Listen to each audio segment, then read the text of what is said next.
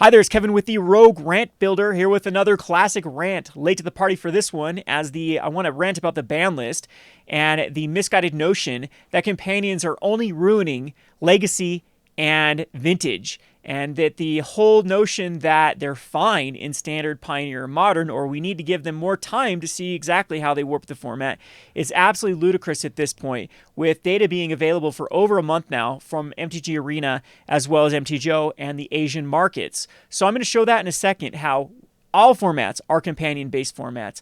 And one of the things that they quoted was that companion decks didn't have necessarily a higher win percentage than the rest of the decks. But when you actually look at the representation of companion decks, it doesn't matter if they don't have a high win percentage. If every deck is using companions and they're all getting 50% win percentage against each other, it just means we're forced to play companions, which I want to make the argument that that isn't good for Magic. If they want to make an Oathbreaker type format, which is kind of what companion is, then they should actually make a format that uses companions. And I actually would say that would be a fun format with various deck restrictions where they're balanced, where there's not a particular companion that's more powerful than other companions, but it is warping the way that we play Magic the Gathering. And that's why there's a lot of pushback towards companions. We don't want Commander to be legal in competitive formats. Like 1 versus 1 Commander has never been a good format in my opinion.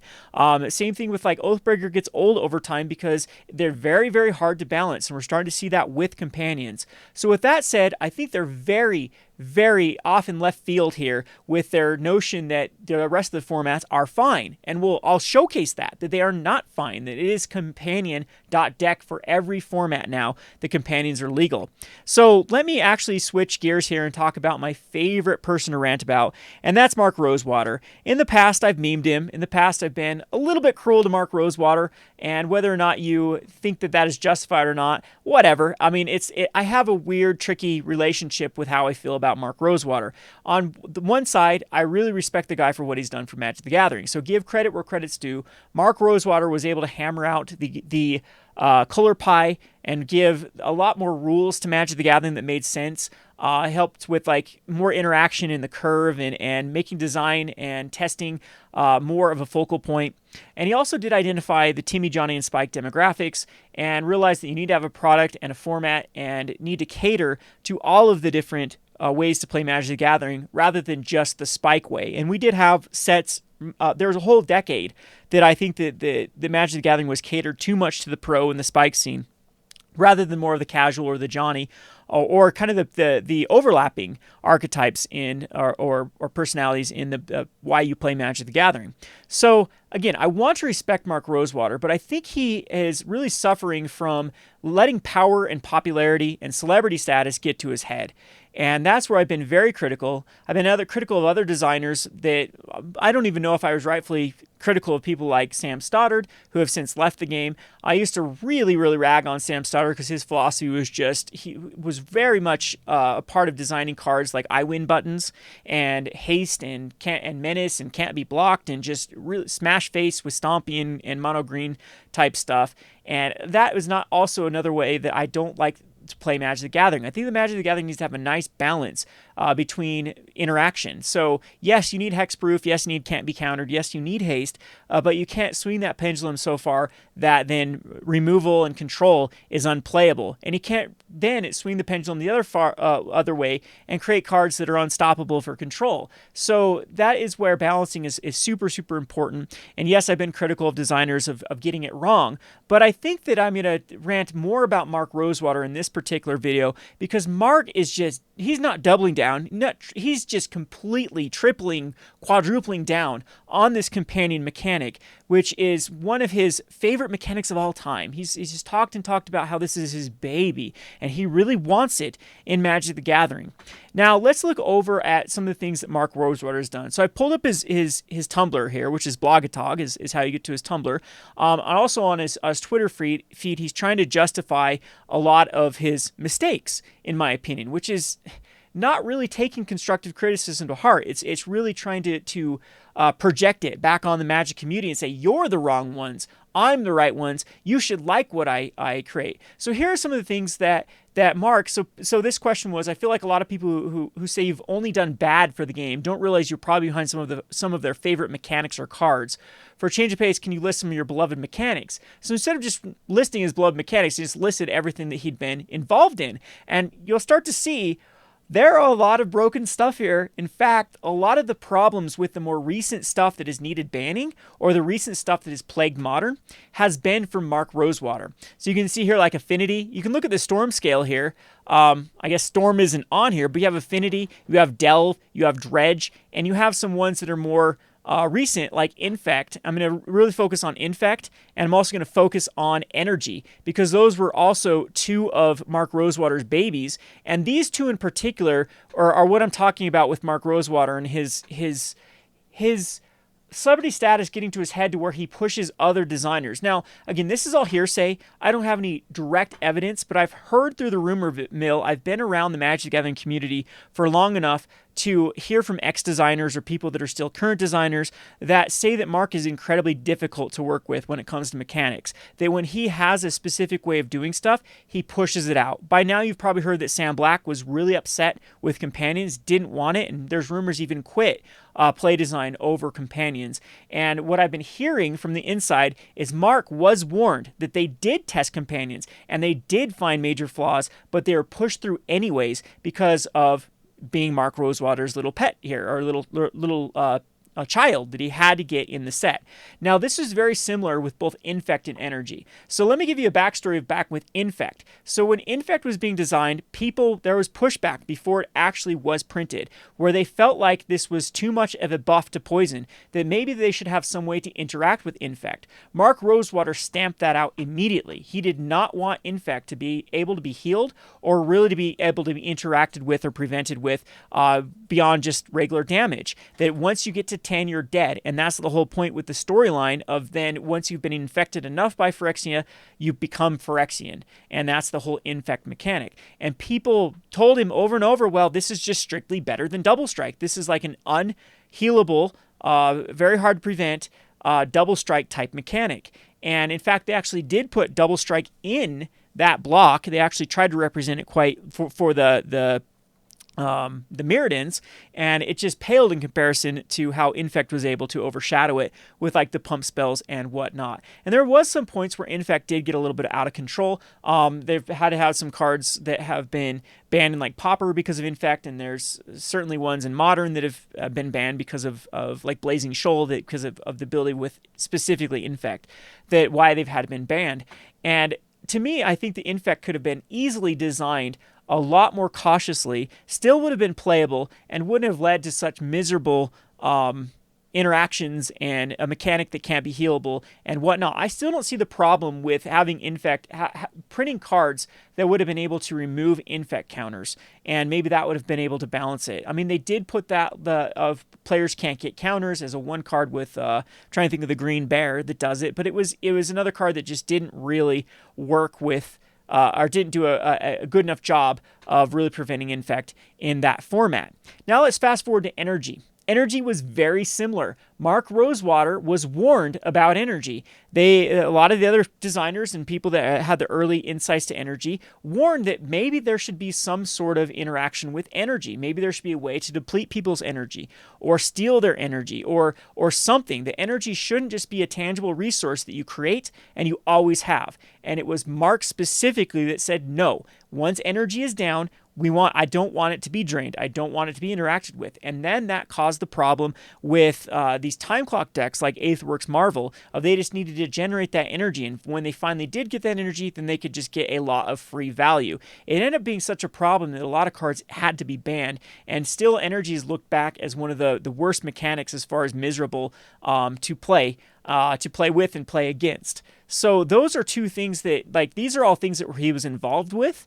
The Energy and Infect were absolutely two of the mechanics that Mark pioneered. They were his babies. So now we're on to Companion, where Companion was a similar thing. That people were like, well, I think that this might be a little bit too pushed, where you're trying to make a companion both good in the command zone as a companion, as well as good in the 75 or somewhere in the 60. So if you actually look at like Luris and you look at Yorion and you look at many of these cards, they're like the best examples of cards for that particular card. Like, look at Gyruda. Is there another 6-mana card that does what Gyruda does and does it efficiently with an on-curve body of a 6/6 body that then can get a free card cheated into play? There really isn't. And I would make the argument that these cards actually would see play in various decks if they weren't companions, and that's where you really need to analyze a card. That if it's so good in the command zone as a free card, just something that can make you start with an 8-card deck basically, or even worse, an 8-card deck, an 8th card that could be so important to this inner deck that can't be thought seized out, then that is a huge problem just begging to happen. And what happened? That indeed did happen. So companion, someone compared it to Black Lotus. So if you, couldn't find the actual Tumblr post here, but they compared that the companions were just as strong as Black Lotus. And Mark, he kind of threw a little tizzy fit about it, saying that that was a very unfair comparison. That Black Lotus just generated 3 mana, and that's huge because you get 3 resources for nothing. Well, companion is very similar with something like Luris. You get 3 mana, or at least you get a full card, a 3 mana powered card in your command zone as a free card with basically no deck restrictions. That was the whole point to companions. They are supposed to be very restrictive. But when you bring it back to even Pioneer and further, it's so super easy to build a deck and justify throwing the companion is. I think if you ban Yorion, if you ban Luris, the 2 problematic commanders, it's just going to shift people over to playing the other commander or the other companions, because that having that 8th card is super strong in Magic the Gathering. All right, so let's look at it. This is where I think the formats are not fine. So we come over here and look at the standard metagame. This number continues to increase. This Jeskai Luka deck is now 20% of the meta, and this, if you actually take into account very similar decks, all of the Yorion decks end up being, I would say, close to 50% of the meta is going to be Yorion. Well, definitely Luris and Yorion decks are going to be above. So as Jeskai Cycling, you can make the argument that it would be a deck without Luris. And then I guess that's really my argument for all of these decks. Do they actually need their companions? None of them really do. There is some, like this Rakdos Luris, but like even this Obosh the Prey Piercer, this is a deck that could just slot Obosh in to one of the cards and it would still be a fine card. Now, currently they probably wouldn't use it because you have a 4 mana that does a similar thing, and they just go back to the Embercleave. But look how pushed companions are. The Embercleave red, which is the whole point to going red, was Embercleave, has been pushed and replaced by Obosh just because of that card advantage of having another card in their hand. And they don't even get to play some powerful cards in this mono red Obosh, like the 2/2 with haste that generates some card advantage. There are a few other 2-mana spells. Oh yeah, the Runaway Steamkin, which was super strong in that build. People have figured out that Obosh is so much more powerful than Runaway Steamkin and Embercleave that have just pushed out any even spelled cards to go with, oh, if I can guarantee a 5th turn Obosh, that's way more powerful than maybe drawing into a turn 2 Runaway Steamkin or an Embercleave on curve. So it's just, if you look at all these decks though, there's Temur Reclamation is the only one here in view.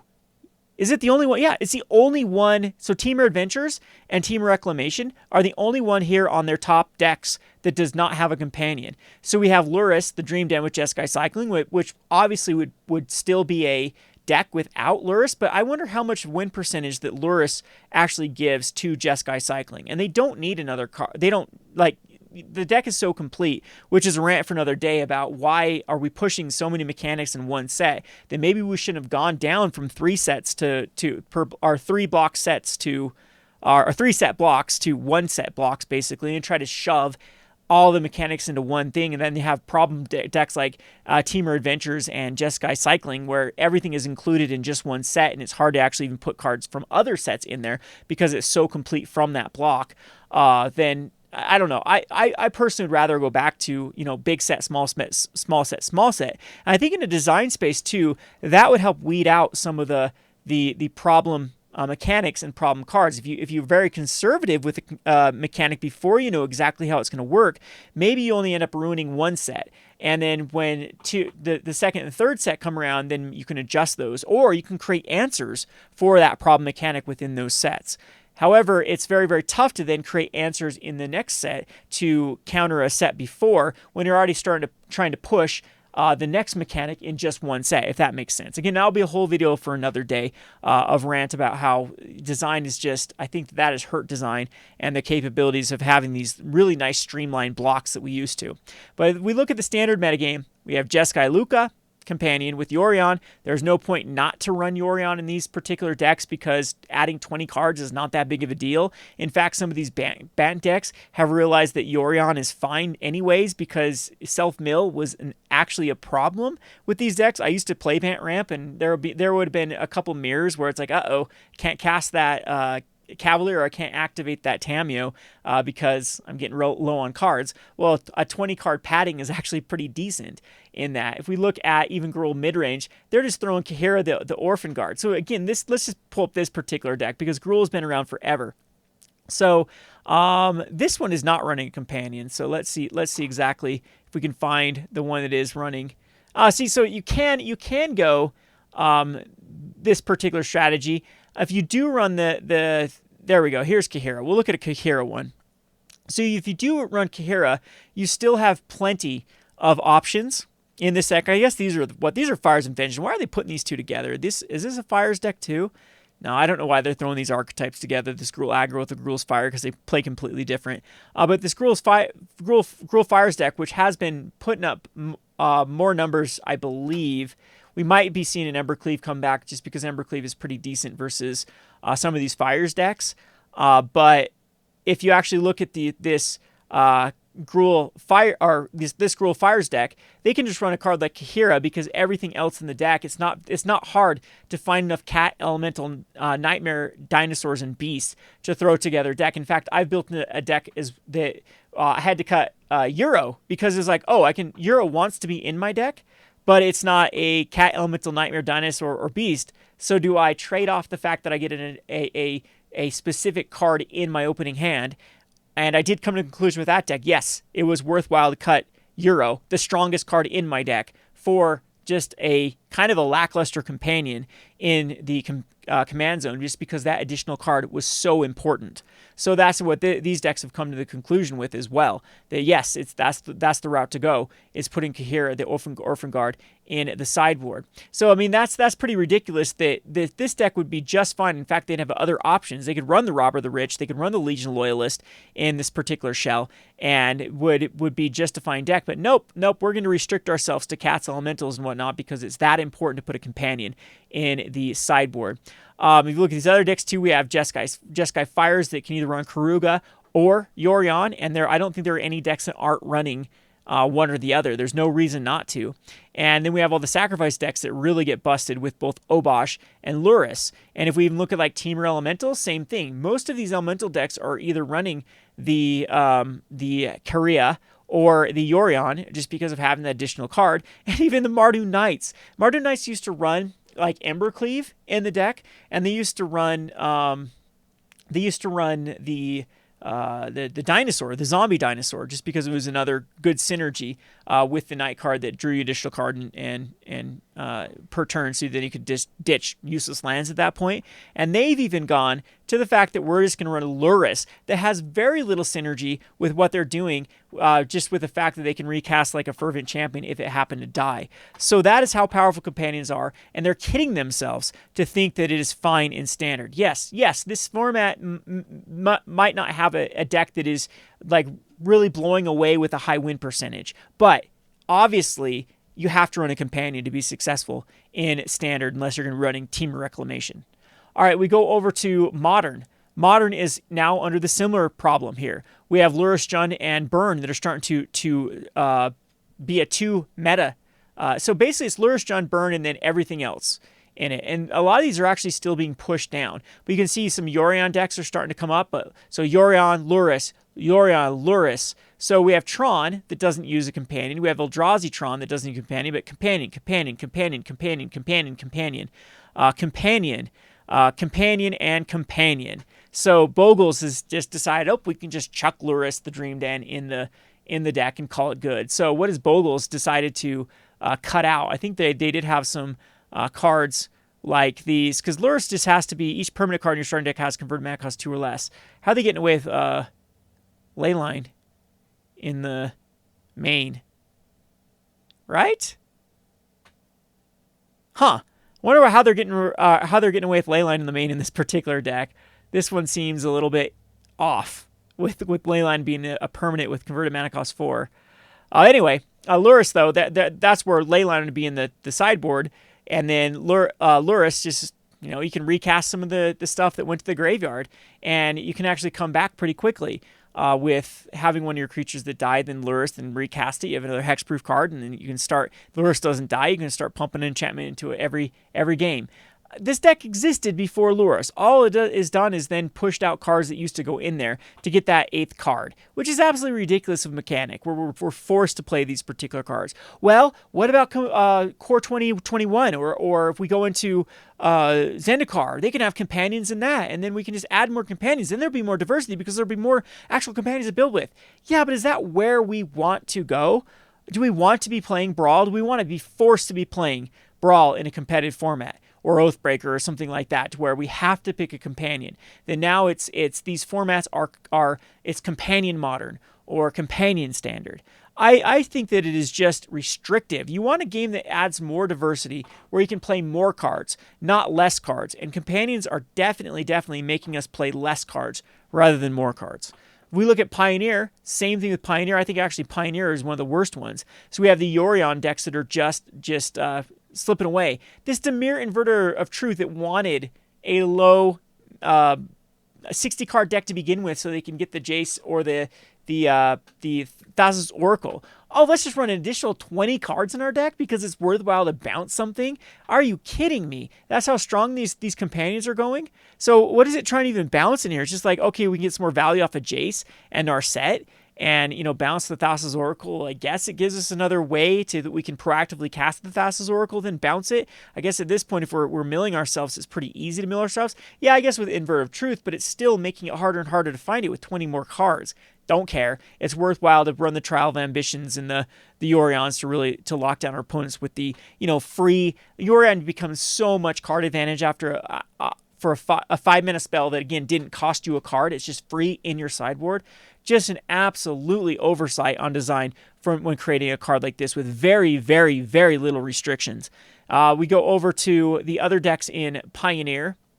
We have, again, Yorion. This deck existed before. This deck existed before, just putting Yorion. Burn existed before, just chucked Lurrus in. Mono White Devotion existed before and just chucked Yorion in, or some of them just chucked Lurrus in. I mean, it's kind of hard without Helad. But again, there's another deck that just feels like Yorion is worthwhile to put in, a deck that wanted to go low to the ground.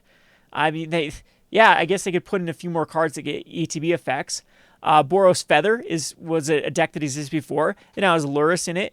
The Niv Delight has Yorion in it. So we have Lotus Breach is the first one. So the first deck with 4% of the meta share is the one without a companion. Sacrifice has Lurrus. Azorius Control, this is basically the same as Super Friends. Mono Red Aggro has gone over to Obosh. Same thing with there was a Legion Loyalist and Goblin Rabblemaster deck. They're all running Obosh. So instead of having any other card in it that would have like a 2-drop or a 4-drop, unplayable because now aggro has to go into Obosh. Then we have Gerudo Combo, which is just absolutely ridiculous in Pioneer because you get so many clone effects. And another Yorion deck that is just trying to blink the Demonic Pacts and I believe this is a Doom Foretold deck. So every deck, basically besides Lotus Breach, is running a companion. Which format is our companions okay in? How long do they need to wait before this becomes another Oko situation? That's what they try to do with Oko. Oh, it's our mythic. It's our card that we wanted to sell this at. We can't ban it. No. We have to keep it. There's got to be some way. We got to just let more data come in. Let more data come in. Oh, let's hide data. Let's make sure that people don't understand how broken Oko is. And then slowly, Oko just... See, that the whole thing, too, is like Oko took a while for a lot of these formats to finally adopt. It was like, maybe Oko's not the best way to run Jund in Modern. Oh, yes, it is. Let's throw Oko in Jund and make it 4-color in Modern. Oh, it's not the best to just chuck in this Celestia deck in standard. Oh, let's just make it into Bant. Oh, Bant's actually not that good. Let's just go back to Oko. And it just became Oko, Oko, Oko. And that took a longer time than I think Companion has taken for standard to just adjust into Companion standard or Modern standard or Pioneer standard or now the point in Legacy and Vintage that they had to actually ban it. But the more interesting thing too with Modern is that some of these, like, people are like, well, it's just Lurrus, maybe the big three. It's just Lurrus, it's just now I can't think of the red one that I just named. The 5 mana for evens, this guy, Obosh. It's just Obosh, it's just Lurrus, it's just Yorion that are the problems. Well, what do we have against some of these other decks if we look at this Modern preliminary, then none of these decks have been showing up yet. Look at all of the, let's see if I can find it. Maybe it's a different one. Zerta. Zerta decks are going crazy because Zerta has some very broken things it can do with basically having a free training grounds in your opening hand, where it has these combos with, there are a couple Zerta combos. I don't know what this one in particular is doing. I think this one's just actually just running an extra card. So it's making like Batterskull cheaper to maybe return back to your hand and equip. And same for a Sword of Feast of Famine costing 1 less. Lingering Souls being flashback for 1 less, like, because flashback is an activated ability. So that's what Zerta is doing here. But there's some Zerta decks with the artifact, the 0-drop artifact that are creating infinite mana. See if I can find one for you here in a second. Here we go. So the Steel Shaper's Gift, going to grab the Umbral Mantle, and now you have a creature that has 1 and untap. To then tap, so you just get something infinitely big. Or if you have something that can produce 2 mana, you can actually create infinite mana with Umbral Mantle. I can't talk today. So, oh yeah, so Leyline Abundance is how it's doing in this particular one. But I have seen some other ones that are running other cards that do tap for 2, and then it's just very, very easy because one of your combo pieces is sitting in your command zone, and it's very easy at that point to find that. And can't be ripped out too. They can't be like, oh, Thoughtseize the Zerta away. And that, nope, they got to Thoughtseize the other pieces and hope you don't draw duplicates. And when you're ready to go, let's just lead to like a very inactive combo. So my point is that I think that if we ban, this is where I'm going to argue with other people, that it's just specific companions are bad. Keep the rest of them, the specific. Nope. After these tier 1 companions are banned, the tier 2 are going to take over. The tier 2 are banned. What's the worst one? What's the worst companion? Maybe Lutri? I would not be surprised if someone actually came up with a Lutri deck and Lutri actually started taking a big percentage of the meta if all these other companions were banned. Because every one of these companions is seeing play. What's the stupid one where you the 5/5 for 5 mana? People are running it in the deck just because they're like, oh, I have no restrictions to this. I actually don't have any card in my entire deck that has 2 mana symbols of the same mana. Well, let's chuck that in. Absolutely ridiculous. That is something that can occur in, with really no restrictions to the deck. They have to make some sort of restriction. There's got to be a better way to balance companions than just slotting them in. Otherwise, we just fundamentally change the way that Magic has to be played, and I don't want to play it that way, personally. I don't think that everyone wants to be pushed into restrictive ways to, play the game. And anyway, there is my rant for this particular week. I know it's been a long one. Again, I don't hate the guy with Mark Rosewater. I just wish that this, you need, when people get to celebrity status, they need someone to keep them in check. And I feel like he is an unchecked force right now in Magic the Gathering, and what he says goes, and has led to some very unfun and bad formats. And those are some of the worst times that I can in standards. Energy, I played during Infect and Energy, and both of those weren't really fun in the draft environments either. It was very swingy. Like, if you went into Energy, you really, really, really had to go into it, and same thing with Infect. And it just, I'm done now before I have an aneurysm. This has been Kevin with Rogue Rant Builder. Thanks for watching.